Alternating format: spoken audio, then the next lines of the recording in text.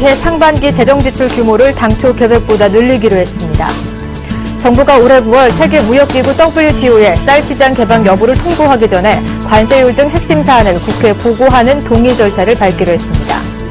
정부가 민영주택 건설에 적용되는 소형주택 의무건설 비율을 폐지하기로 했습니다. 검찰은 오늘 포스코 자회사인 포스코 P&S에 대해 전격 압수수색을 벌였습니다.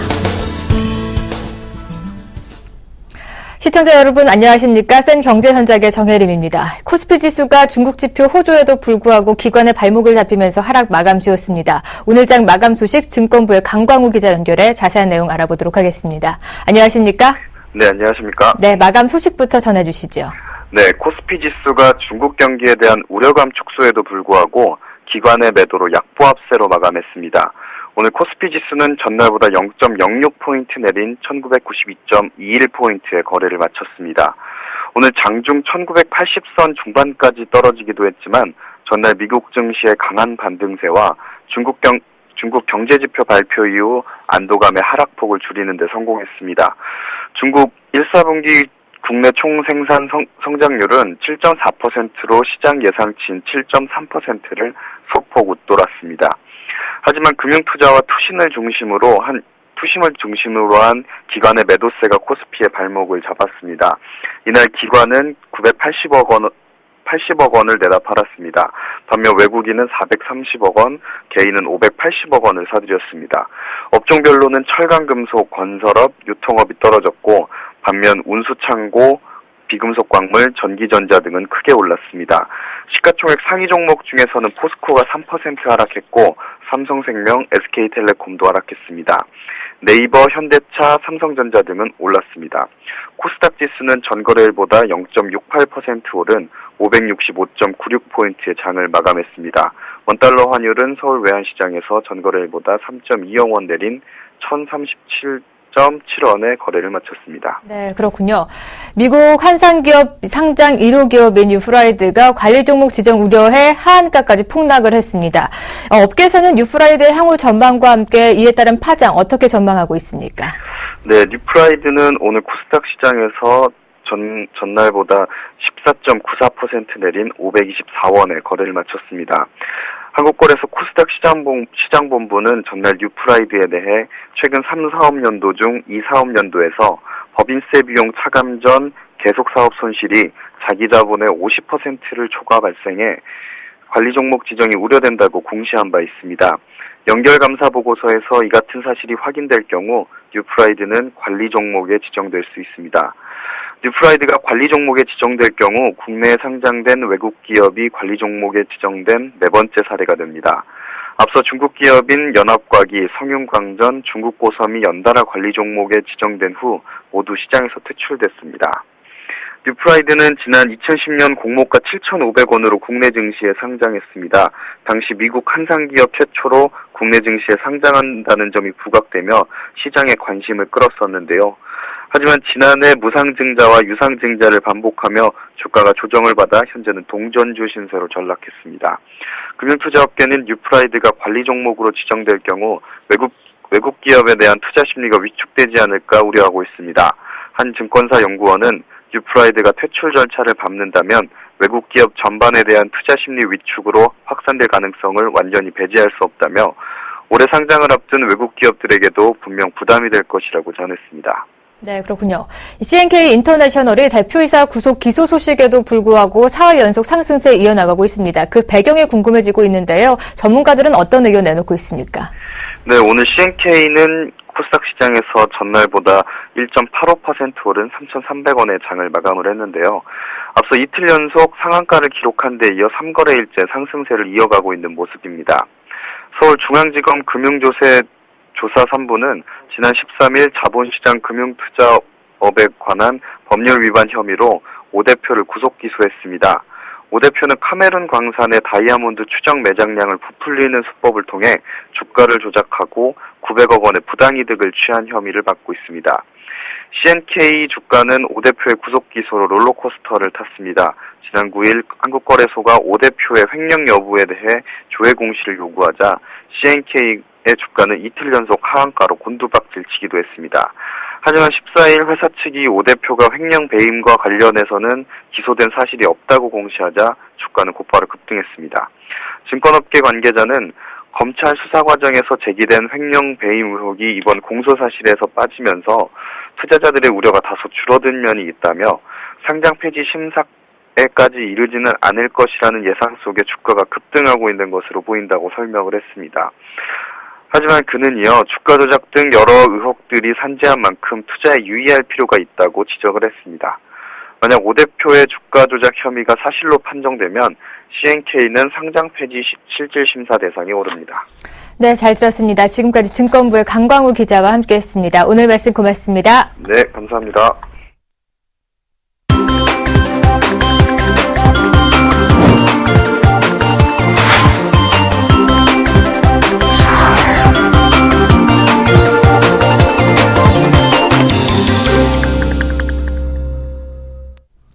오늘의 주요 뉴스입니다. 정부가 체감 경기 회복을 위해 상반기 재정 지출 규모를 당초 계획보다 늘리기로 했습니다. 현오석 경제부총리 겸 기획재정부 장관은 오늘 정부 서울청사에서 열린 경제장관회의에서 2분기 재정 집행 규모를 확대해 상반기 집행 규모를 목표치인 55%보다 초과 달성하겠다고 밝혔습니다. 현 부총리는 회의를 주재하며 투자 등 민간 부분의 회복세가 견고하지 않고 체감 경기가 어려워 지속적인 노력이 필요하다면서 이같이 말했습니다. 그는 특히 중소기업 등에 대한 정책 금융이 상반기 중 60% 수준으로 조기 집행될 수 있도록 2분기에 집중적으로 지원하겠다고 강조했습니다. 현 부총리는 이어 일자리가 늘어나는 등 삶이 나아지는 것을 국민이 체감하게 하는 게 정책의 최고 목표라면서 경기 회복이 본격화할 수 있도록 정책 대응 노력을 강화하겠다고 말했습니다. 정부가 올해 9월 세계무역기구 WTO의 쌀 시장 개방 여부를 통보하기 전에 관세율 등 핵심 사안을 국회에 보고하고 동의 절차를 밟기로 했습니다. 농림축산식품부와 산업통상자원부는 WTO의 수입쌀에 적용할 관세율 등을 정리한 수정 양호표를 제출하기 전 국회에 먼저 보고하고 국회 동의를 받는 쪽으로 의견을 모았다고 오늘 밝혔습니다.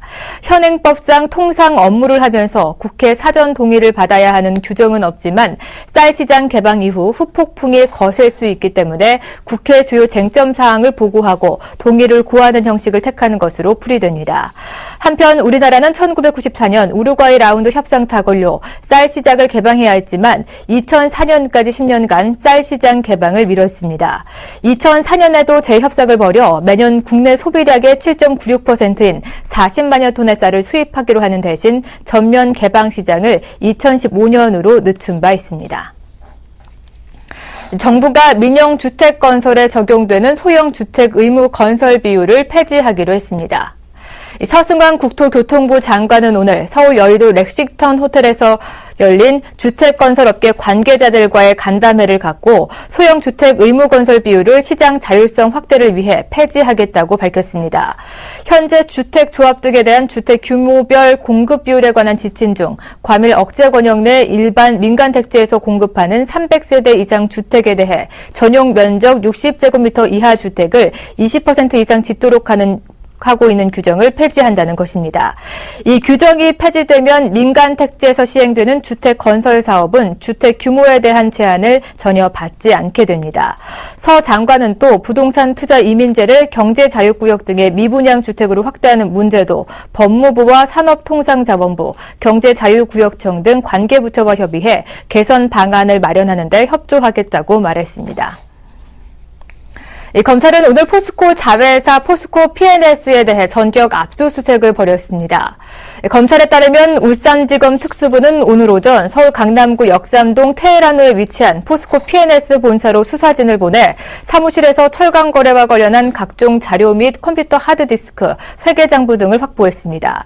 검찰은 이 회사 간부 개인 비리 혐의를 포착한 것으로 전해졌으며 검찰 관계자는 포스코 그룹이 아닌 포스코 P&S에 관한 수사라며 확대 해석을 경계했습니다. 다만 포스코 P&S 핵심 사업이 철강 가공과 판매, 비철 소재 가공 사업 등 철강업 전반에 관련돼 있고 회사 매출의 주요 부분은 포스코와 연관된 점에서 향후 경과에 따라서 수사가 철강 거래 비리 등으로 확대될 수 있을 것으로 철강 업계는 관측하고 있습니다. 네, 뉴스 현상 곧바로 이어집니다. 디스플레이 업종 산업이 최근 들어 부진한 모습을 나타내고 있는데요. 이런 가운데 삼성 디스플레이가 지난 2년여간 미뤄왔던 충남 아산 사업장의 A3 라인에 대한 신규 투자를 최종 확정하고 이달 중에 발주에 나선다고 합니다. 오늘 이 내용 자세히 알아보도록 하죠. 산업부의 성현경 기자 전화 연결되어 있습니다. 안녕하십니까? 네, 안녕하십니까? 네, 이 삼성 디스플레이가 플렉시블 디스플레이에 대한 투자를 본격화 나선다고 하는데 이 내용부터 소개해 주시죠. 네, 삼성전자 자회사인 삼성 디스플레이가 최근 아산 탕정 공장 내 A3 라인에 대한 1단계 투자 계획을 확정하고 이르면 이달 중으로 장비 발주 및 설치를 시작할 예정입니다. 오는 10월이나 11월께 공장 가동에 들어갈 것으로 보이는데요. 삼성 디스플레이는 차세대 디스플레이로 불리는 올레드 패널을 생산하기 위해서 지난 2011년 아산 탕정 공장 내에 부지를 마련하고 이듬해 공사를 시작했습니다. 지난해 건물 외관 건설을 끝낸 상태인데요. 하지만 당초 예상보다 올레드 TV와 플렉시블 스마트폰 시장이 빠르게 형성되지 않아서 장비 반입과 설치를 계속 미뤄오고 있었습니다. 그래서 전자업계에서는 삼성 디스플레이가 A3 라인에 대한 투자를 할지 여부와 한다면 언제쯤 할지에 대해서 관심이 높았었는데요. 박동건 삼성 디스플레이 사장이 지난 2월 기자들과 만나서 올해 안에 A3 라인에 대한 신규 투자를 진행할 계획이고 상반기 내에 투자 의사결정을 하겠다고 밝혔었는데요. 최근 투자 결정을 내린 것으로 알려졌습니다. 네, 그렇군요. 이 A3 라인에서는 이 OLED 디스플레이가 본격 생산이 된다고 하는데 OLED 좀 생소한 분들을 위해서 어떤 디스플레이인지 좀 설명을 해주시죠.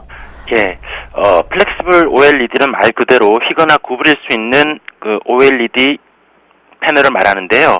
플라스틱 재질의 방막 트랜지스터와 필름 형태의 봉지 기술을 적용해서 패널 제조 공정을 완성한 후에 유리 대신 보호 필름을 부착하기 때문에 자유롭게 구부릴 수 있고 외부 충격에 잘 깨지지 않는 특징을 가지고 있습니다. 디스플레이가 오목하게 휘어지기 때문에 곡면 디자인이 가능하고 스마트폰이나 스마트 밴드, 스마트워치와 같은 웨어러블 제품, 즉 입을 수 있는 IT 제품 디자인에 획기적인 변화를 불러올 수 있습니다. 휘어지는 것에서 더 나아가면 자유롭게 구부릴 수 있는 밴드블 제품이나 둘둘 말 수 있는 롤러블, 종이처럼 완전히 접을 수 있는 폴드블 제품까지 진화할 수 있을 것으로 예상되고 있습니다. 네, 이 휘거나 구부러지는 디스플레이 패널이 바로 OLED인데 이것이 본격적으로 가동이 된다면 좀 우리 생활에도 다양한 변화가 있을 것 같습니다. 큰 혁신을 가져올 중요한 재료라고 생각이 드는데요. 그렇기 때문에 삼성 디스플레이가 이 플렉시블 디스플레이 본격 투자하는 이유도 좀 이 때문이겠죠? 그렇습니다. 특히 그 미래 먹거리로 곽강박는 플렉시블 올레드 시장을 빼앗길 수 없다고 판단한 것으로 보입니다. 특히 경쟁 상대인 애플이 오는 9월 플렉시블 올레드를 탑재한 웨어러블 기기인 아이워치를 출시할 예정인데요. 이미 갤럭시 기어나 기어핏 등 스마트 밴드 제품을 출시한 삼성전자로서는 플렉시블 올레드 패널이 탑재되는 웨어러블 기기 시장도 놓칠 수 없는 시장입니다. 또 삼성전자가 하이엔드 스마트폰을 중심으로 시장 지배력을 확대하고 있긴 하지만 시장이 포화된 상태이기 때문에 지배력 확대 속도가 더딘 상황입니다. 이에 대한 도파구를 마련하는 차원에서 스마트폰 디자인의 획기적인 변화를 꾀할 것으로 예상되는데요. 여기에 플렉시블 올레드가 핵심적인 역할을 할 것으로 보입니다. 삼성전자는 이르면 내년 1, 4분기 내에 전략 스마트폰인 갤럭시 S6와 갤럭시 노트 5를 출시할 예정인데요. 이들 제품의 플렉시블 OLED를 대거 채용하기 위해서는 패널을 미리 확보해 놓을 필요가 있습니다. 삼성 디스플레이가 올해 안에 A3 라인을 가동하는 것도 이러한 배경 때문입니다. 네, 조만간에 접고 구부러지는 스마트폰을 또 만나볼 수 있을 것 같은데요. 그렇다면 A3 라인에서는 이 플렉시블 OLED만 생산하게 되는 건가요? 향후 생산 일정이나 규모는 어느 정도인지도 좀 설명을 해주시죠. 우선 그 플렉시블 올레드를 주로 생산할 것으로 보이는데요. 시장 상황을 봐가면서 대형 TV에 들어가는 그 올레드 패널도 함께 생산할 것으로 보입니다. 삼성 디스플레이가 이달 중으로 협력업체들 대상으로 장비 발주를 시작하면 통상 장비 반입에서 설치, 가동까지 최소 6개월 정도가 걸립니다. 그래서 A3 라인의 가동 시점은 오는 11월이나 12월경이 될 것으로 보이는데요. 삼성 디스플레이는 이후 시험 가동을 통해서 수위를 끌어올린 다음에 내년 1월이나 2월쯤 본격 양산에 나설 것으로 예상됩니다. 이곳에서 생산되는 제품은 스마트워치나 스마트 밴드 등 웨어러블 기기와 휘어지는 디스플레이를 장착한 스마트폰에 들어갈 플렉시블 올레드 패널을 주로 생산할 것으로 보이는데요. 생산 능력은 한 개 라인당 월 15,000개에서 2만 장 정도로 추정이 되고 있습니다. 이를 연간으로 환산하면 5에서 6인치 스마트폰 2천만 대를 만들 수 있는 규모가 되겠습니다. 네. OLED 패널 생산으로 인해서 좀 새로운 미래도 꿈꾸게 됩니다. 관련 주가도 오늘 부쩍 뛰었죠. 오늘 말씀 여기까지 들어보도록 하겠습니다. 지금까지 산업부의 성현경 기자와 함께했습니다. 오늘 말씀 고맙습니다. 감사합니다.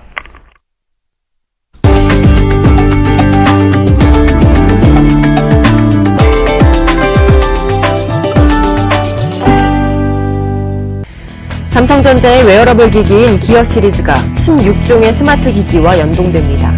삼성전자는 스마트 손목시계 삼성 기어2, 삼성 기어2 네오, 삼성 기어 PC, 국내 출시한 갤럭시 스마트폰 13종, 갤럭시 태블릿 PC 3종과 연동된다고 16일 밝혔습니다. 지원 대상에는 갤럭시 S5와 갤럭시 S4, 갤럭시 노트3 등 최고급 최신 스마트폰뿐만 아니라 갤럭시 그랜드2 등 일부 보급형 제품도 포함됐습니다. 삼성전자 관계자는 많은 소비자들에게 스마트폰과 착용형 스마트 기기를 연동한 새로운 사용 경험을 제공하고자 지원 기기 수를 확대했다고 설명했습니다. 삼성 기어 3종은 사용자가 언제나 심장 박동수와 운동량을 확인할 수 있는 기능을 제공해 인기를 얻고 있습니다. LG전자가 화면비가 영화관과 비슷한 시네뷰 모니터의 라인업 확대에 나섰습니다. LG전자는 17일부터 주요 온오프라인 판매처를 통해 평면 정렬 전원 패널을 탑재한 21:9 화면비의 34인치 제품과 25인치 제품 모니터를 시판한다고 16일 밝혔습니다.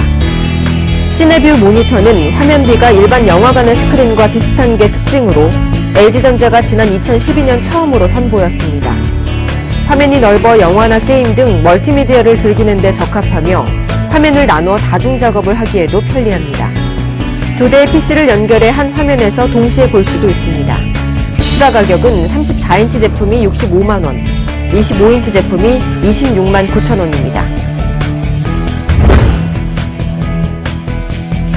남양유업이 중국 우유 시장에 본격 진출합니다.